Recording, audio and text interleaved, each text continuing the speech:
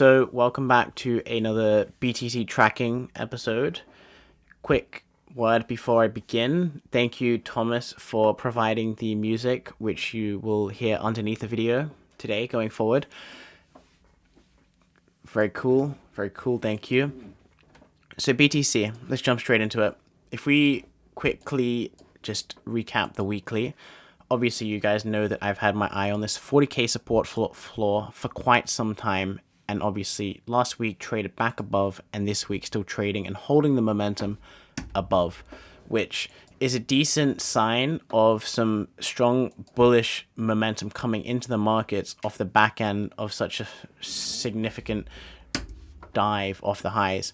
However, you also know that I don't personally think that this is enough just yet. I don't think we're out of the woods, and I do expect one more drive back down into the lows, or maybe at the very least a retest of 40k before any further upside projections to take place. And that's confluenced and reasoned on the daily time frame. So if we jump down and we quickly map out the market structure, we can see the price is trading and consolidating at the prior lower swing high on the daily, which from an expectational point of view, a breach of this level at 44,500 means that we've technically turned bullish. However, some of the times it may just be a fake lower swing high, which I'll explain in a second. But under the notion that this is the lower swing high holding price up, we've had Monday come up, reject, close below. Tuesday come up, reject, close below. Doji, indecisive, and now today, very low momentum, inside bar, nothing too crazy. So from an expectational point of view, we're holding a lower swing high. We're expecting a rollover to the downside, and that very may well happen from 44,500 down into 40k. However, like I said, sometimes these highs are fake, and I've actually got my eyes on a more significant level of structure here at the 46k region, because this is where price came all the way down into the lows. Here, let me just clean this up, 1 and 2. Price came all the way down, consolidated, and then broke out, but never actually came back up to retest that 46k level. So what I'm expecting is that this to be a fake high, generating liquidity above this to now be captured by yesterday's wick. But I'm expecting price to come up into 46k at the very least before looking for that lower high to form back down into 40k. However, 46k is just the first inflection point of where price may start to roll over and where I want to start looking for sells. Ideally, I'd like to see price come all the way up into 50k first to complete this left shoulder head, right shoulder formation, which will give us a much higher probability of a more significant drive back down into the lows at 40k. The higher it goes up, the bigger it's going to fall. And the reason I say that is because it's still a very open level here. It hasn't been retested since breaking.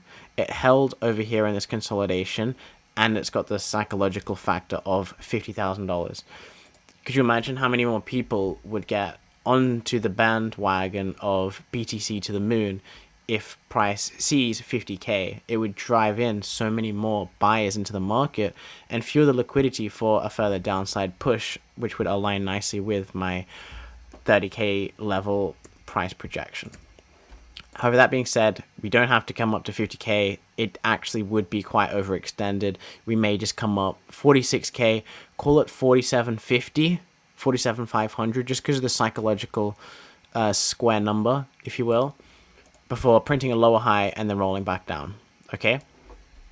Now the 4 hour, if we're expecting price to at least breach up into 46k, right? We've still got room on the intraday, which means that we can take some buy trades up into that level. However, on the 4 hour, what we can see is that prices come up, made a wick just shy of the level, made a high, and now we've made a second bottom. So we're already in the early signs of a potential range, which is good for us because this means that we're starting to accumulate, or actually because it's on the sell side, distribute and build up some liquidity to be manipulated and taken out, basically. So what I'm expecting is, now that we've got the first high and the first low, we can box this region off, right? And we can expect to see price come up, form a second high, ideally not taking out the high of this candle here, before coming back down to the bottom of this range at the very least, before that rally back up into 46k, because then at that point we would have had manipulation out of this range on both ends up to the highs, and then we can look for that further downside. However, if we were to get in short from here, okay, the top of this range, we may actually come all the way back down from 45,000 into 42 to print a higher low before continuing our rally back up into 46k. So that's scenario number 2. The first is if we just hit the bottom of this range. Now scenario number 3 is if we take out this high, from a new higher high, liquidate this high, tap into this daily level, reject, and then we can look for sells back down, and this range would be invalidated basically. And this would be our first inflection point, final target 42k, so from 46 to 42. So then my 3 scenarios on the 4-hour time frame, which will take place in the next couple of days.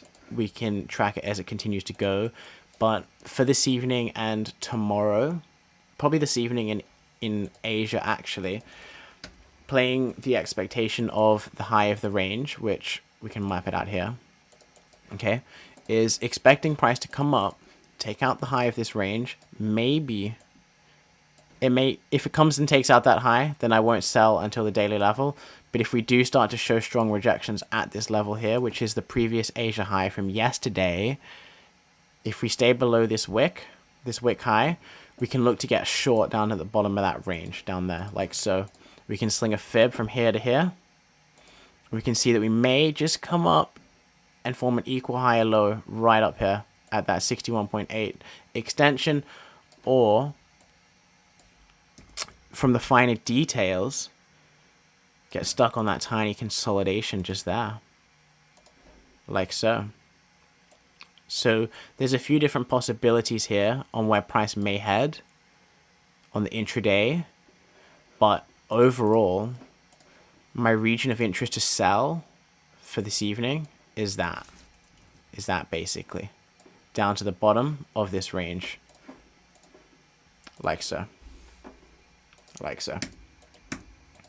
So we're just going to wait and see what forms. I'm going to map this back up to the bodies. I feel like this would be a bit premature. I feel like there's every reason for it to come back up. 45,250, that's a decent psychological level. Maybe even 45, but we'll see. We'll have to track it and see what happens. But 46k inbound. I'd be very surprised if we don't see it.